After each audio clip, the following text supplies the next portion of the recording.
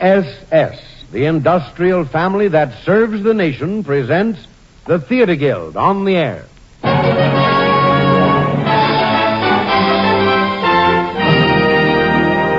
Our stars, Judith Anderson and Maurice Evans. Our play, Shakespeare's Macbeth, produced on the air tonight by the Theater Guild, one of America's foremost theatrical producers.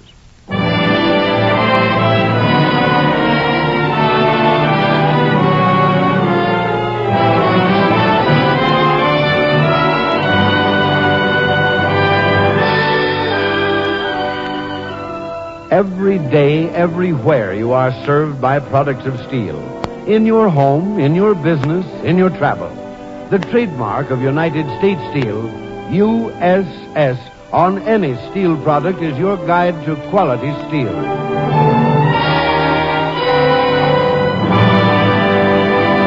And now, from Broadway, direct from the stage of the Vanderbilt Theater, the United States Steel Corporation brings you Macbeth. And here with a word on the play is Maurice Evans.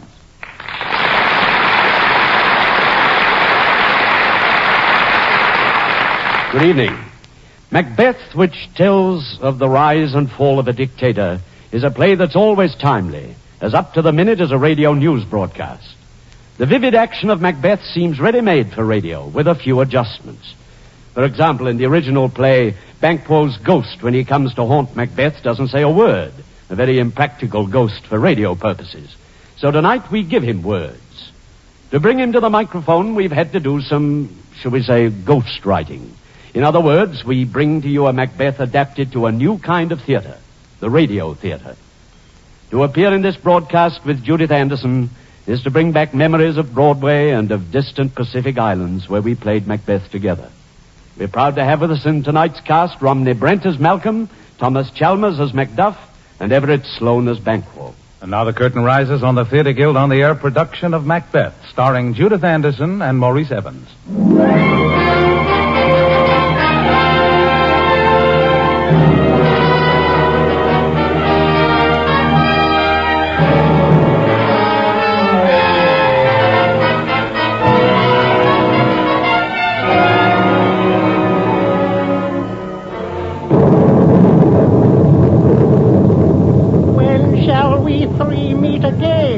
In thunder, lightning, or in rain? When the hurly-burl is done. When the battle's lost and won. That will be ere the set of sun. Where the place? Upon the heath.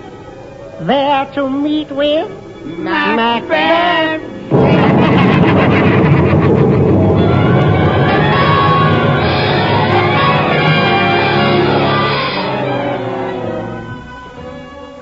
In the year 1046, a battle rages between the Scottish armies under Macbeth and the invading Norsemen.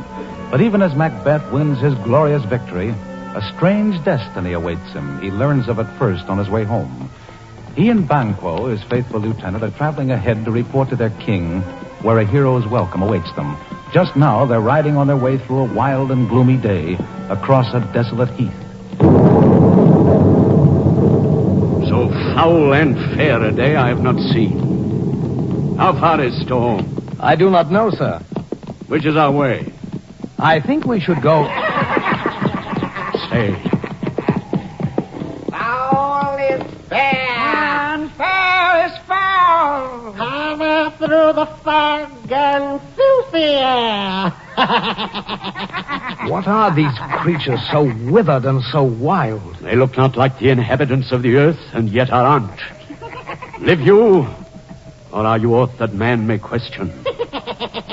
You seem to understand me by each at once her choppy finger laying upon her skinny lips. You should be women, and yet your beards forbid me to interpret that you are so. If you can look into the seeds of time and say which grain will grow and which will not, speak to me. All hail, Macbeth.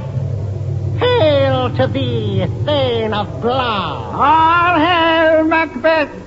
Hail to thee, Thane of Cawdor. All hail, Macbeth, that shalt be king hereafter. Say, you imperfect speakers, tell me more. By Sinel's death, I know I'm Thane of Glamis. But how of Cawdor? And to be king stands not within the prospect of belief. Say from whence you owe this strange intelligence. Speak, I charge you. The earth hath bubbles as the water has, and these are of them. Whither are they vanished? Into the air. And what seemed corporal melted as breath into the wind. Would they had stayed. Were such things here as we do speak about? You shall be king.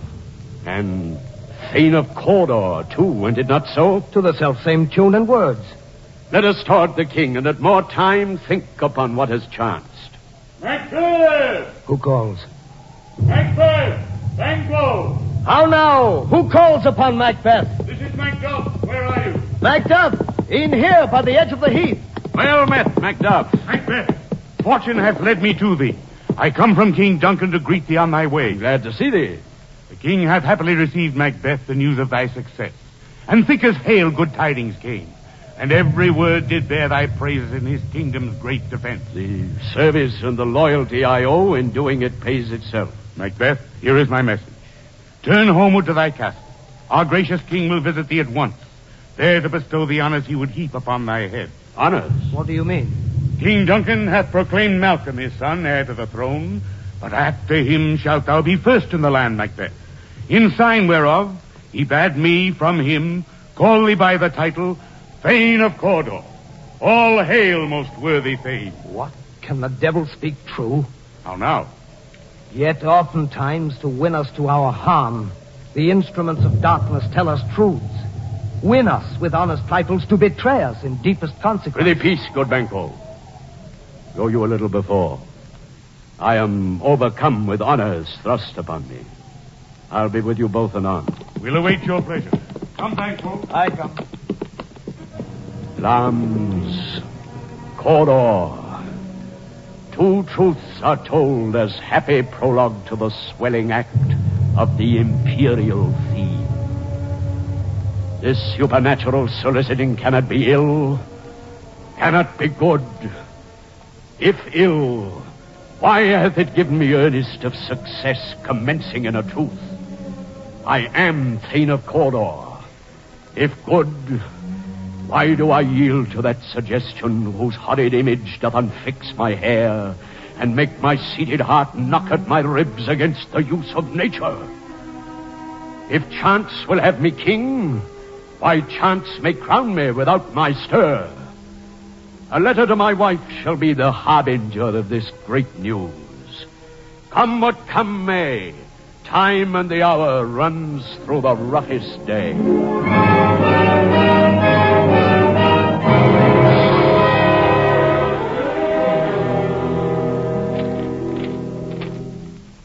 They met me, dearest wife, in the day of success.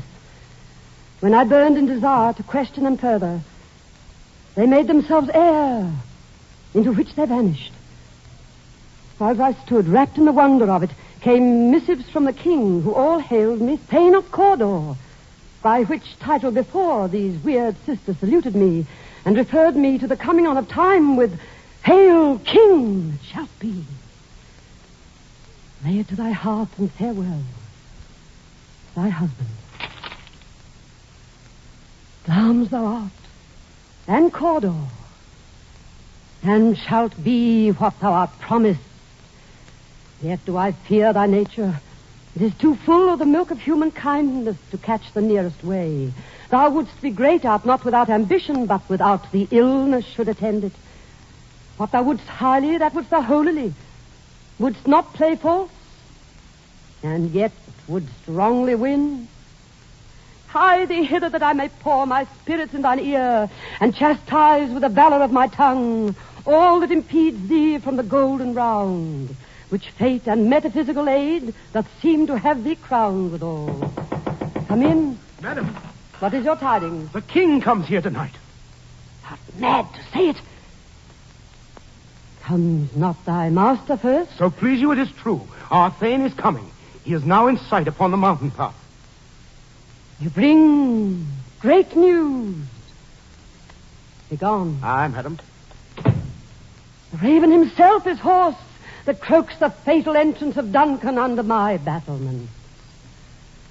Come, you spirits that tend on mortal thoughts, unsex me here, and fill me from the crown to the toe, top full of direst cruelty. Make thick my blood. Stop up the access and passage to remorse, that no compunctious visitings of nature shake my fell purpose, nor keep peace between the effect and it.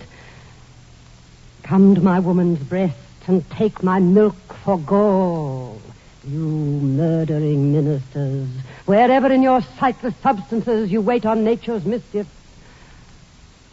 Come, thick night, and pall thee in the dunnest smoke of hell, that my keen knife see not the wound it makes, nor heaven peep through the blanket of the dark to cry, hold, hold! My love. Husband. My dearest wife. Great Lance, worthy Cawdor, thy letter has transported me beyond this ignorant present, and I feel now the future in the instant. My dearest love, Duncan comes here tonight. And when goes hence? Tomorrow, as he purposes. Oh, never shall sun that morrow see. Your face, my thane, is as a book where men may read strange matters. To beguile the time, look like the time. Bear welcome in your eye, your hand, your tongue. Look like the innocent flower. But be the serpent under it.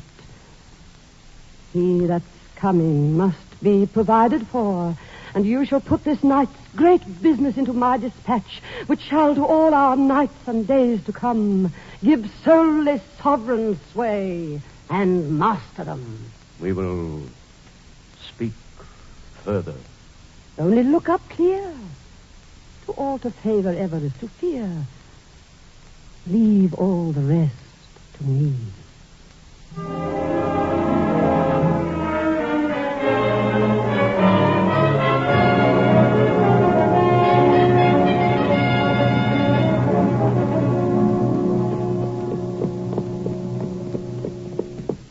There is his castle, my king. It has a pleasant seat. The air sweetly and nimbly recommends itself unto our gentle senses. Heaven's breath smells wooingly here. The air is delicate. Very pleasant, Your Highness. Malcolm, my son. Yes, father? Ride with me. Yes, father. My prince, when thou art king, remember this. So much I owe to him who dwelleth here that all my swiftest recompense is slow to overtake him. He is a peerless subject. Aye, sir. And his friend Banquo, too, no less deserves. These shalt thou trust, and hold them to thy heart. See, our hostess comes to greet us. My king, we are at your service, all our house. Lady, give me thy hand. Conduct me to mine host. We love him highly, and are your guests tonight.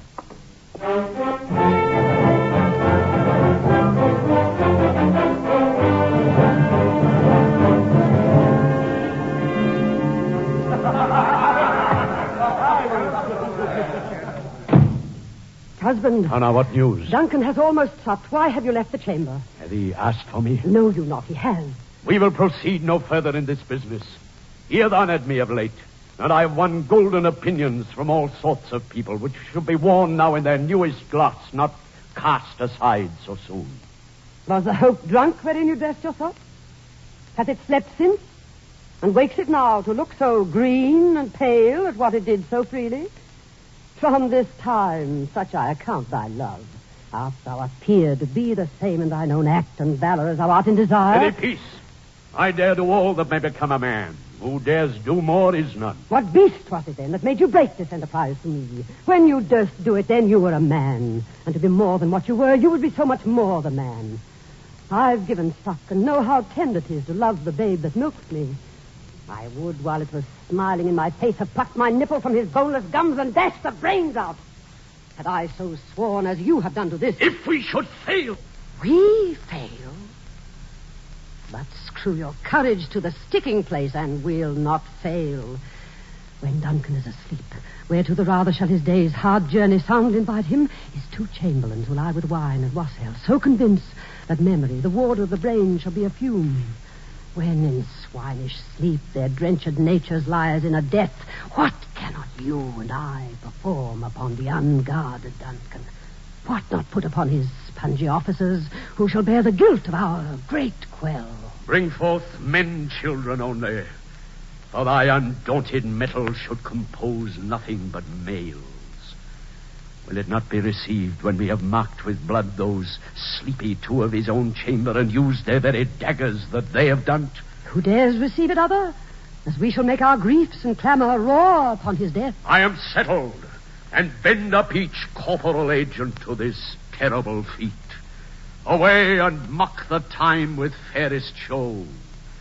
False face must hide what the false heart doth know.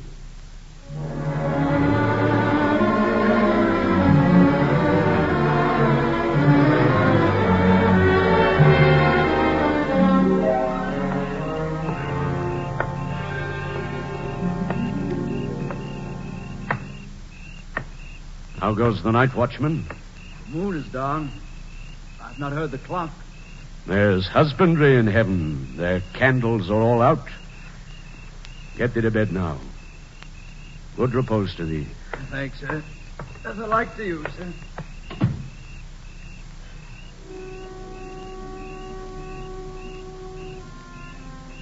Is this a dagger that I see before me? The handle toward my hand. Come, let me touch thee. I have thee not, and yet I see thee still. Art thou not fatal vision, sensible to feeling as to sight? Or art thou but a dagger of the mind, a false creation proceeding from the heat oppressed brain? I see thee yet, and on thy blade and dudgeon gouts of blood which was not so before.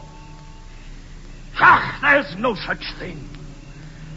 It is the bloody business which informs thus to mine eyes. Now o'er the one half world, nature seems dead, and wicked dreams abuse the curtained sleep. The bell invites me. Hear it not, Duncan, for it is a knell that summons thee to heaven or to hell. My husband... His door is open, and the surfeited grooms do mock their charge with snores. I've drugged their possets that death and nature do contend about them, whether they live or die. I laid their daggers ready. You cannot miss them. Had he not resembled my father as he slept, I had done it. I go, and it is done. That which hath made them drunk hath made me bold. What hath quenched them hath given me fire. Hark! It was the owl that shrieked. The fatal bellman which gives the sternest good night. He is about it. Alack, I'm afraid they have awaked, and 'tis not done. The attempt and not the deed confounds us. My husband... I have done the deed. Didst thou not hear a noise? I heard the owl scream and the cricket's cry. Did not you speak? When? No. As I descended? Aye. Ha! Who lies in the second chamber? Prince Malcolm. Methought I heard a voice cry, sleep no more. Macbeth does murder sleep. These deeds must not be thought out of these ways, so it will make us mad. The innocent sleep. Sleep that knits up the raveled sleeve of care. The death of each day's life, sore labor's bath, balm of hurt minds, great nature's second course, chief nourisher in life's feast. What do you mean? Still it cried, sleep no more to all the house. Glamis hath murdered sleep, and therefore Cawdor shall sleep no more. Macbeth shall sleep no more. Who was it that thus cried? Why, worthy Thane, You do unbend your noble strength to think so brain sickly of things. Go get some water and wash this filthy witness from your hands. Why did you bring these daggers from the place they must lie there? Go carry them and smear the sleepy grooms with blood. I'll go no more. I'm afraid to think what I have done. Look on't again, I dare not. Infirm of purpose. Give me the daggers. The sleeping and the dead are but as pictures. 'Tis the eye of childhood that fears a painted devil. If he do bleed, I'll gild the faces of the grooms withal, for it must seem their guilt. Whence is that knocking? How is't with me when every noise appalls me? What hands I hear? Ha! They pluck out mine eyes. Will all great Neptune's ocean wash this blood clean from my hand? No, this my hand will rather the multitudinous seas incarnadine, making the green one red. My hands of your color, but I shame to wear a heart so white. I hear a knocking at the south entry. Retire we to our chamber. A little water clears us of this deed. How easy is it then? Hark, more knocking. Get on your nightgown, lest occasion call us and show us to be watchers. Be not lost so poorly in your thoughts. To know my deed, for best not know myself. Wake, Duncan, with thy knocking. I would thou couldst.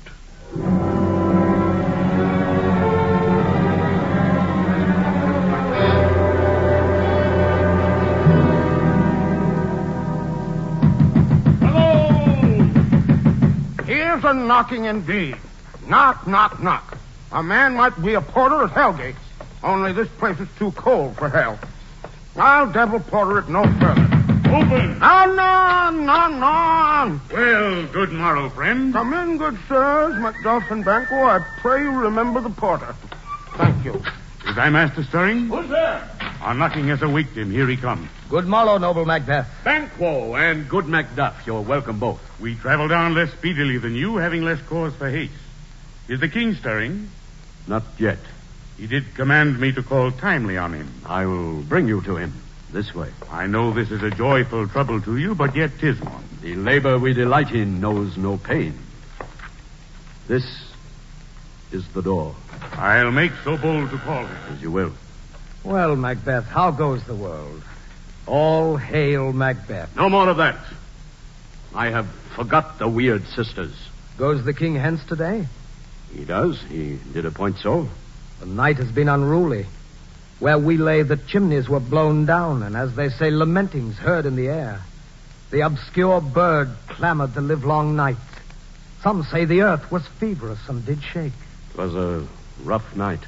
My young remembrance cannot parallel a fellow to it. Oh, horror! What's that?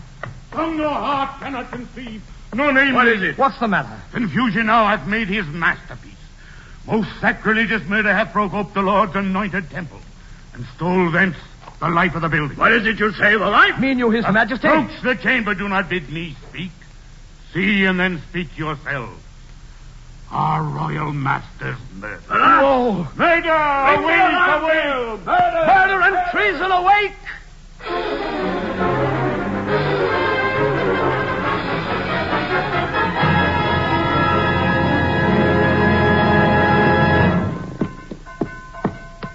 Quick, worthy prince, I'll help thee to thy saddle. Be thou not dainty of leave-taking, but shift away to England. Quick, to horse. Will it not be said, good Banquo, that my so hasty going puts on me suspicion of the deed? Let it be said, so we may soon discover what plans may be afoot, and who hath done this bloody deed. The murderous shaft that shot is not yet lighted, and thy safest way is to avoid the aim. Therefore, away. If thou thinkest best. I do, for where thou art, there's daggers in men's smiles. To England, then. My separated fortune shall keep me there the safer. Fare thee well. Farewell, good Malcolm. And hail, Macbeth, thou that shalt be king. But if thou art, oh, I do greatly fear thou hast played most foully for it.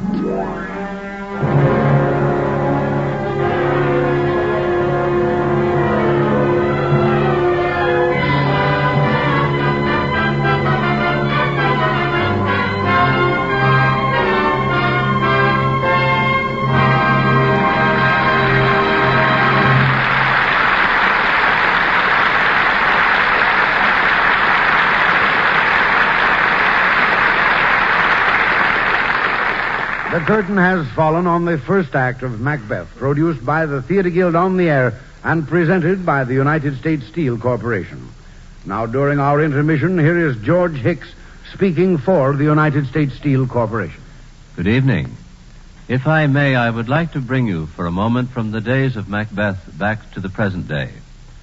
I'd like to tell you about an industry within an industry, about products vitally important to our modern civilization that are made possible by steel and yet have no steel in them at all. Products like sulfa drugs, nylon stockings and automobile tires, fertilizers and perfumes, aspirin, Novocaine, DDT, TNT, and phonograph records, to mention just a few of the thousands that might be listed. Yes, all of these products depend upon coal chemicals for modern mass production, and today a large part of the nation's supply of coal chemicals is produced by the steel industry. That's because coke is the chief fuel used to smelt iron ore in the steel industry's blast furnaces, and large quantities of coke must be produced constantly. Coke is made by processing certain types of soft coal, and when this takes place, the precious coal chemicals are released in the form of gases and tars. Years ago, these products of the coke ovens were wasted, but today they are painstakingly conserved by U.S. Steel and many other members of the steel industry. I hardly need to tell you that these coal chemicals, like steel itself, are tremendously important in war as well as in peace. In the period from January 1940 to August 1945, United States Steel alone produced in its coke ovens over 100 million tons of coke and huge quantities of benzene, toluene, and tar, the three basic coal chemicals from which other industries manufacture nearly 200,000 products. Thanks to constant research and development, we find substances that formerly went up in smoke now enriching our civilization in countless ways through the magic of modern coal chemicals. And the steadily expanding operation of this great new industry within an industry is still another very important way in which the industrial family of United States Steel is able to serve you and the entire nation.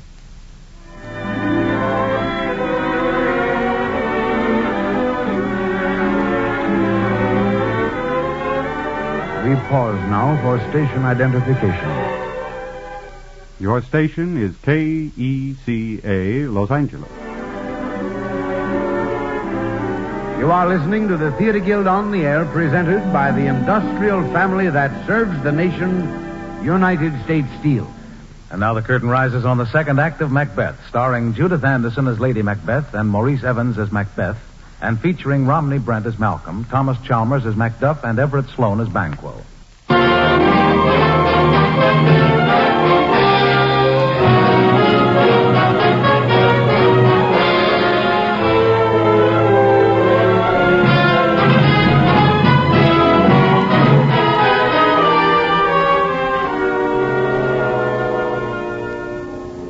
It's a few weeks later in the Scottish hills. Macbeth, charging Malcolm with guilt in the murder, has proclaimed himself King of Scotland and been crowned. But in the royal fortress of Dunsinane, he lives and plots uneasily. To test the loyalty of his nobles, he has summoned them now, including Banquo and Macduff, to a feast. But as he awaits their arrival, Macbeth lays plans to kill Banquo, whose too great knowledge he has begun to fear. It must be done tonight. Are you ready, both? We are, my liege. We're ready. And will you do it? We are men, my liege. Aye, in the catalogue ye go for men. We are two whom the vile blows and buffets of the world have so incensed that we are reckless what we do to spite the world. Your spirit shines through you. Then listen. Banquo is summoned here to Dunsinane for a feast tonight. From this high parapet you can see in yonder valley the wood of Burnham, through which he must ride hither. There strike him down, And leave no rubs nor botches. It shall be done, my lord. We shall perform what you command. And go. Farewell, my liege. Farewell, O king. Banquo, thy soul's flight, if it find heaven, must find it out tonight. My lord. Your wife. My husband. Why do you keep alone? Of sorriest fancies your companions making. Things without all remedy should be without regard. What's done is done. We have scotched the snake, not killed it. Gentle, my lord. Sleek o'er your rugged looks. Be bright and jovial among your guests tonight. So shall I love, and so I pray be you. Aye, be thou jocund. Ere the bat hath flown his cloistered flight, there shall be done a deed of dreadful note. What's to be done? Be innocent of the knowledge, dearest Chuck, till thou applaud the deed. Come, sealing night, scarf up the tender eye of pitiful day. See, the light thickens, and the crow makes wing to the rooky wood. Good things of day begin to droop and drowse, whiles night's black agents to their praise do rouse. Thou marvelest at my words, but hold thee still. Things bad begun make strong themselves by ill.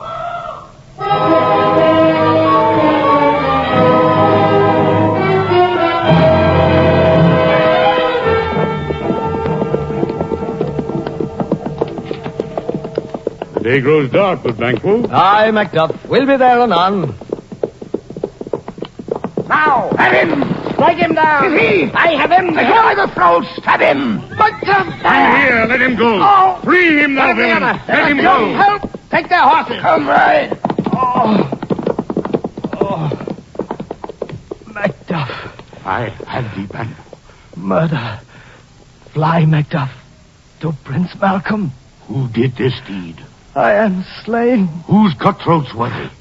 Macbeth's. What? Oh. This bloody deed I shall make known to others. Then to England.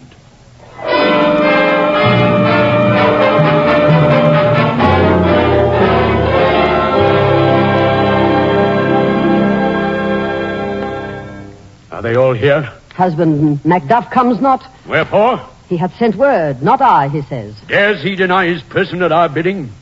Know you not why? Now again I am cabin, cribbed, confined, bound into doubts and fears. Are all the others come? All except Banquo. Then let us in. Dear love, praise Banquo. Let your remembrance present him eminence both with eye and tongue. Come. Most royal, sir. To all a hearty welcome. You know your own degrees. Sit down. Be large in mirth. Anon we'll drink a measure, the table round. Aye, your majesty. Here had we now our countries on a roof, where the graced person of our Banquo present. Whom may I rather challenge for unkindness than pity for mischance? His absence, sir, lays blame upon his promise. Pleased your highness to grace us with your royal company? Why, the table's full. Here is a place reserved, sir. Where? Here, me good lord. Oh, hail Macbeth. Banquo! Which of you have done this? What, good sir? What is it, husband? Here is a place reserved. Prithee be seated. Oh, hail that shalt be king. Thou canst not say I did it. Never shake my gory locks at me. Noble sir. Gentlemen, please. His highness is not well. Sit, worthy friends. My lord is often thus and hath been from his youth. Pray you keep seat. The fit is momentary. If much you note him, you shall offend him and extend his passion. Feed and regard him not. My lord, a word with you.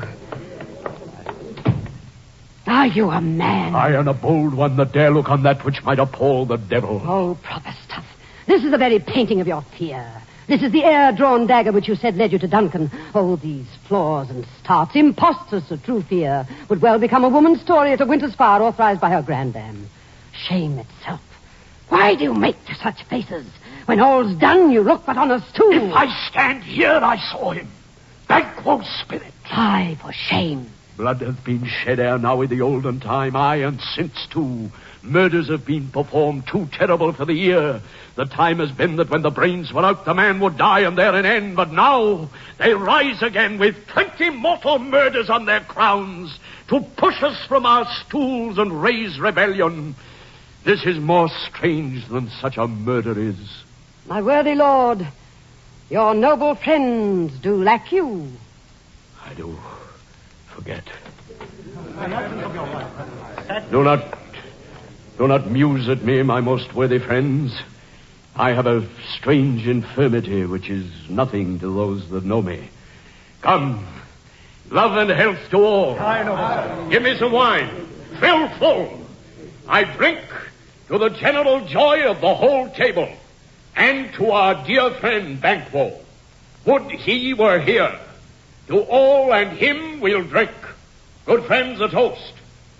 All hail Macbeth. Avaunt and quit my sight, let the earth hide thee. Thy blood is cold, begone. Hence, horrible shadow, hence. My lord, you have displaced the mirth, broke the good meeting with most admired disorder. Can you behold such sights and keep the natural ruby of your cheeks when mine is blanched with fear? What sights, my lord? I pray you, friends, speak not. He grows worse and worse. Question enrages him. At once, good night. Stand not upon the order of your going, but go at once. Good night. Let our help attend your majesty. Good night. Husband, I prithee... It will have blood. They say blood will have blood. I am in blood stepped in so far that should I wade no more, returning were as tedious as go o'er. You lack the season of all natures. Sleep. Come, we'll to sleep. But on the morrow and betimes I will to the weird sisters. More shall they speak, for now I am bent to know by the worst means the worst. For mine own good, all causes shall give way.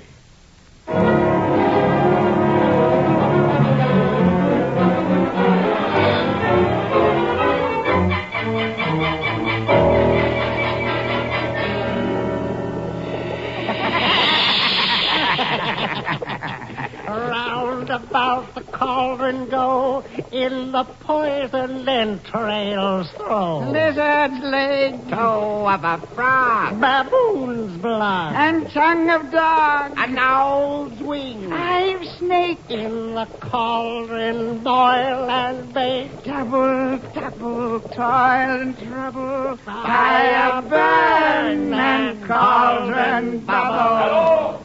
By the pricking of my thumb, something wicked this way comes. Now, you secret black and midnight hags, what is't you do? A deed without a name. I conjure you by that which you profess, howe'er you came to know it, answer me to what I ask. Speak. Demand. We'll answer. Say if thou'dst rather hear it from our mouths or from our mistress. Call her, let me see her.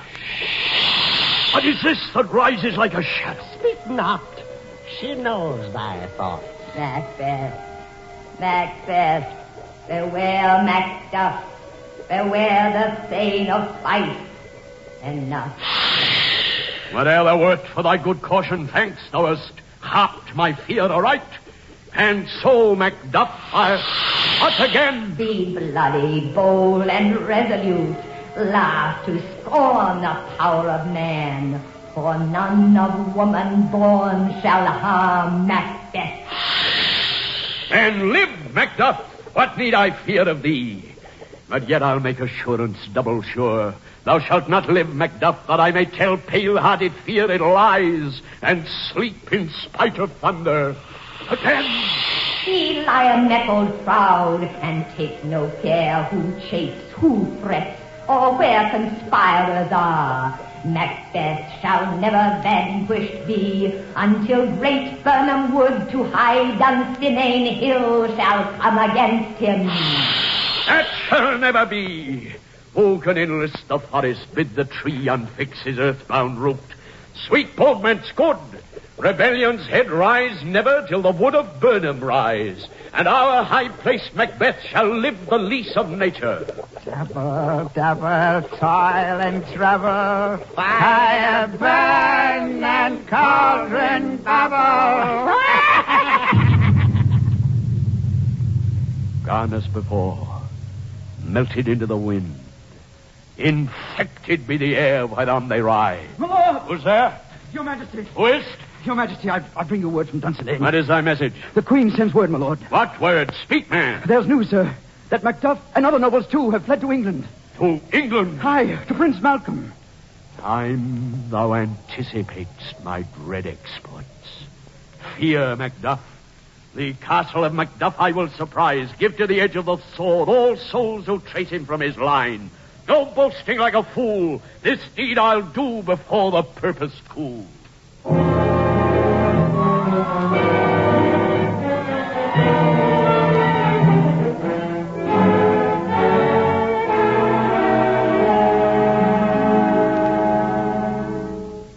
Worthy Macduff, welcome to England. My lord.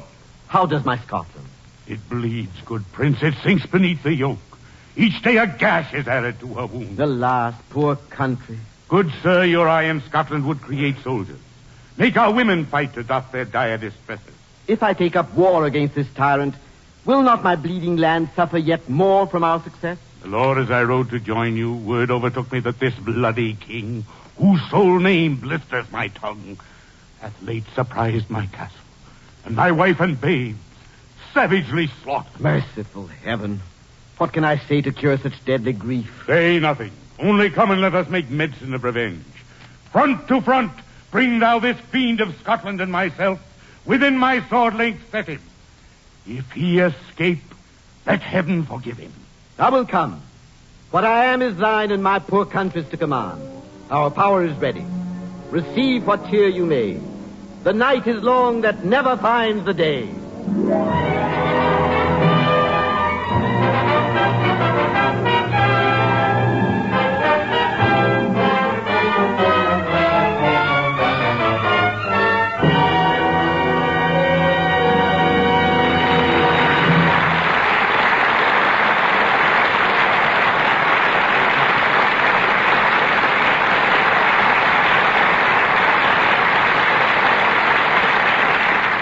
The curtain has fallen on the second act of Macbeth, produced by the Theatre Guild on the Air and presented by the United States Steel Corporation. During the intermission, here again is George Hicks speaking for United States Steel. When we hear a story of kings and queens like that of Macbeth, we usually think of great and impressive castles filled with pomp and luxury. We don't realize that those castles were primarily designed as forts rather than homes. They were gloomy, cold, drafty, and thoroughly uncomfortable. In fact, the home you're sitting in tonight would be unbelievably luxurious even to a king of Macbeth's time. Naturally, changing social conditions have had a lot to do with this. We no longer have to build our homes for protection against murderous attack by the private armies of our next-door neighbors. But just as important have been the tremendous technical developments of steel and steel products, which serve you in 1,000 ways, from the steel reinforcements in the foundation of your home to the steel springs in your easy chair and the steel parts in your radio. And today, steel is making possible still another step in the building of better homes. The American Bridge Company, one of the members of the United States Steel family, is working on a great new housing development, Peter Cooper Village, here in New York. American Bridge Company is erecting for the builders the steel frameworks for 21 buildings, each 15 stories high. When completed, they will be among the world's most comfortable and modern apartment houses. Peter Cooper Village will provide bright new homes for about 10,000 people. This would not be possible without steel. Without immensely strong structural or reinforcing steel, no practical building could rise economically above 5 or 6 stories. And, of course, steel plays an essential part in our modern elevators, too. Because of steel, Peter Cooper Village, the Empire State Building, and the home you hope to have can be facts, not just dreams. Because of steel, America is a land of homes and buildings which make the castles of ancient kings seem insignificant. Helping to create that steel and erect those buildings is part of the task of the industrial family that serves the nation United States Steel.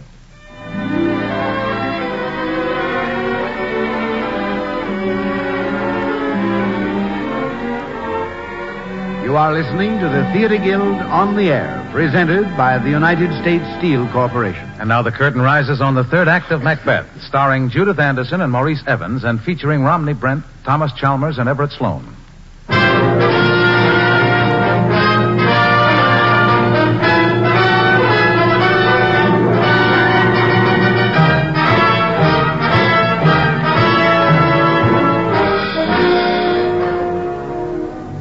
In Dunsinane Castle, high in the hills, Macbeth prepares to make his stand.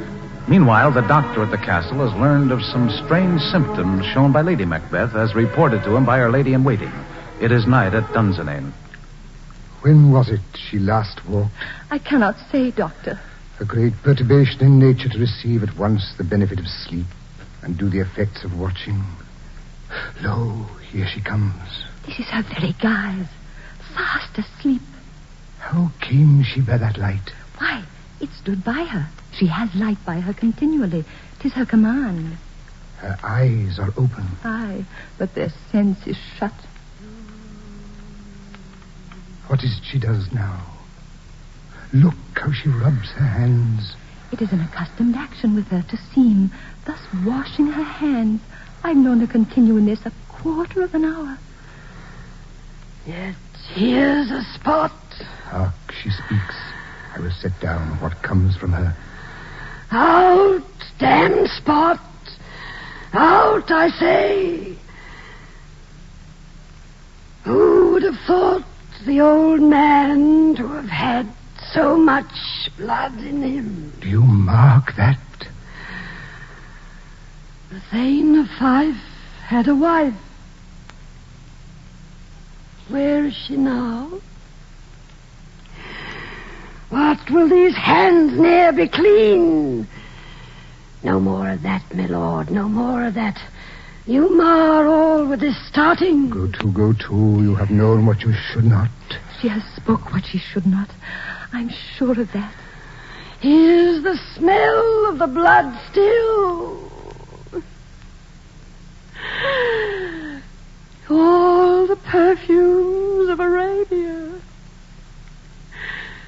will not sweeten this little hand. Oh. What a sigh is there. Her heart is sorely charged. Wash your hands. Put on your nightgown. Look not so pale. I tell you yet again, Banquo's buried. He cannot come out on's grave. Even so. To bed. There's knocking at the gate. Come. Come. Give me your hand. What's done cannot be undone. To bed.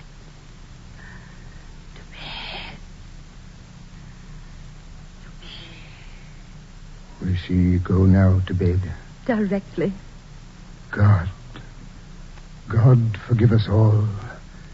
This is beyond my practice.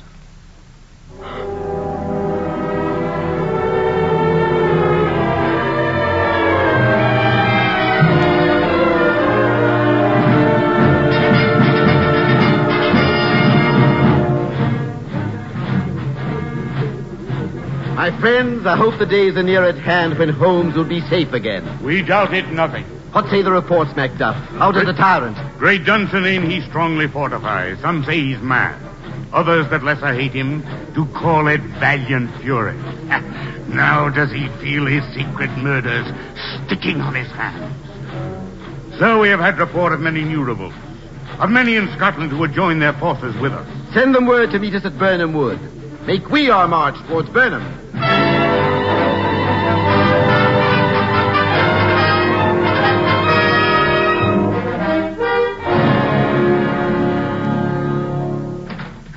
Lord, my lord. Bring me no more reports. Let them fly all. Till Burnham Wood remove to Dunsinane, I cannot taint with fear. What, sir, there is 10,000. Geese, villain? Soldiers, sir. Prince Malcolm's force, so please you. The devil damn thee, black, thou cream-faced loon. Take thy face hence. Yes, Lord. What's the boy, Malcolm? Was he not born of woman? Fear not, Macbeth. No man of woman born shall e'er have power upon thee. I will not be afraid of death and bane till Burnham Forest come to Dunsinane.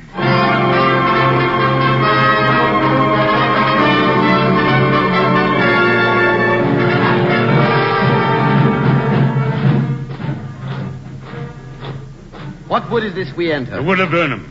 Let every soldier cut him down a bough and bear it before him. Thereby shall we shadow the number of our force. It shall be done.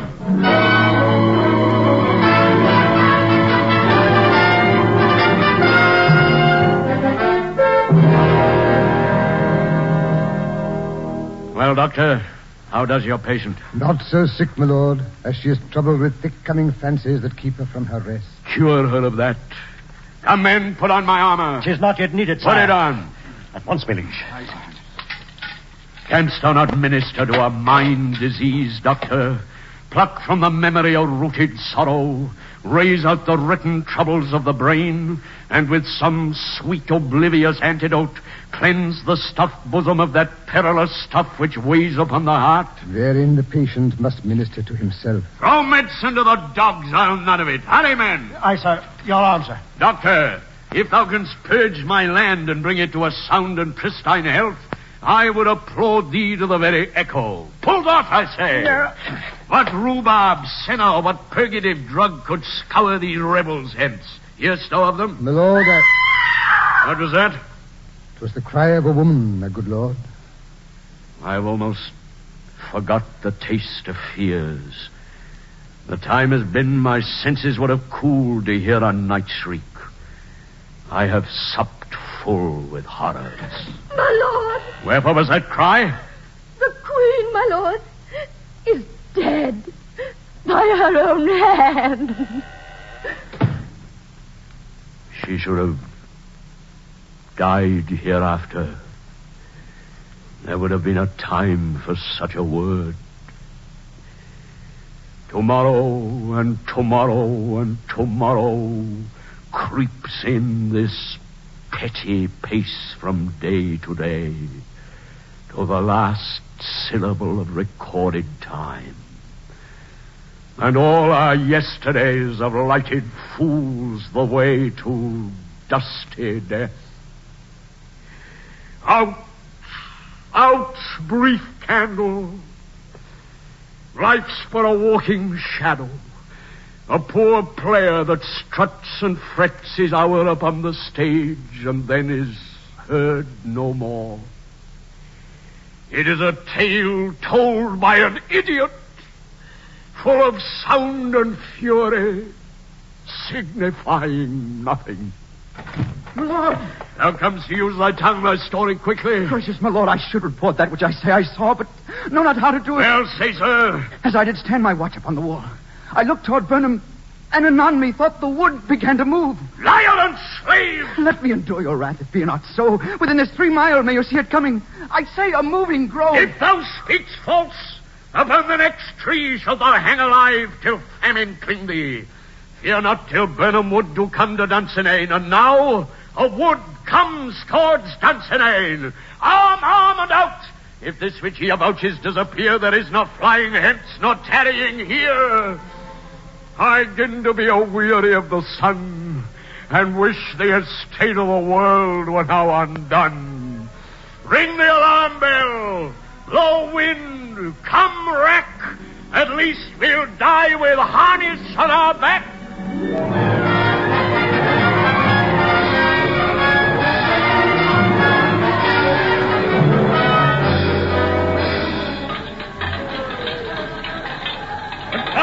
Still they come. There, let them come. Beard to beard, we'll beat them backward home. Fire and show thy face. Act up. Of all men else I have avoided thee, but get thee back. I bear a charming life which will not yield to one of woman born. Spare thy charm, Macbeth, and let the angel whom thou still hast served Tell thee that I, Macbeth, was from my mother's womb, untimely ripped. Curse me my tongue that tells me. Shall I not yield? Lay on, Macduff, and damn be he who first cries, hold. Enough!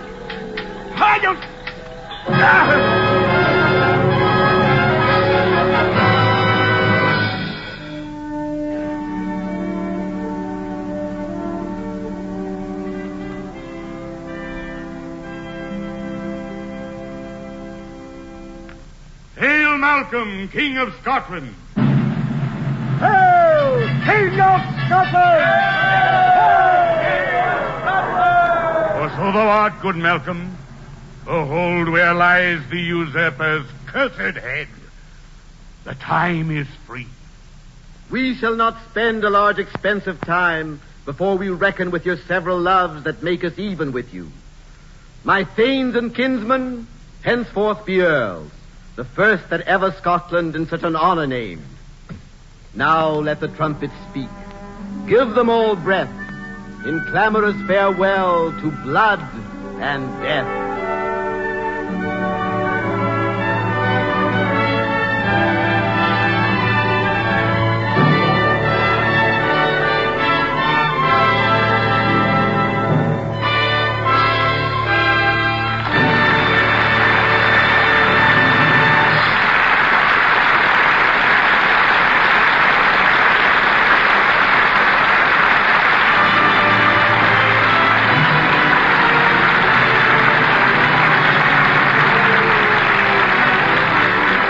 The curtain has fallen on the Theatre Guild on the Air production of Shakespeare's Macbeth, sponsored by the United States Steel Corporation, starring Judith Anderson as Lady Macbeth and Maurice Evans as Macbeth, and featuring Romney Brent, Thomas Chalmers, and Everett Sloane. Other members of our cast included Wesley Addy, Alfred Shirley, Donald MacDonald, Chester Stratton, James Monks, Ted DeCorsia, and Gina Mallow. And here is Roger Pryor with a word about next week's play. Next week, ladies and gentlemen, the Theatre Guild on the Air brings you the psychological melodrama Uncle Harry by Thomas Job. Our stars are Paul Henreid and Geraldine Fitzgerald, deservedly popular on both the stage and in motion pictures. Featured with Paul Henreid and Geraldine Fitzgerald will be Mildred Dunnock. So be with us next week for the Theatre Guild on the Air production of Uncle Harry. Remember, next week, Paul Henreid and Geraldine Fitzgerald in Uncle Henry. And remember, too, that the trademark of United States Steel, USS, on any steel product is your guide to quality steel.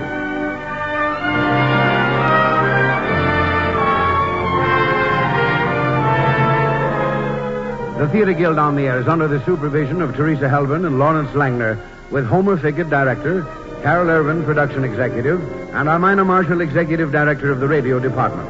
Music was composed and conducted by Harold Levy, and the play was adapted by Eric Barnow. Judith Anderson is currently appearing in the United Artists production of The Red House. Because of other commitments, Basil Rathbone, who was to be with our cast tonight, could not appear. Your announcer is Norman Brokenshire. The United States Steel Corporation hopes that you'll be with us next Sunday at the same time.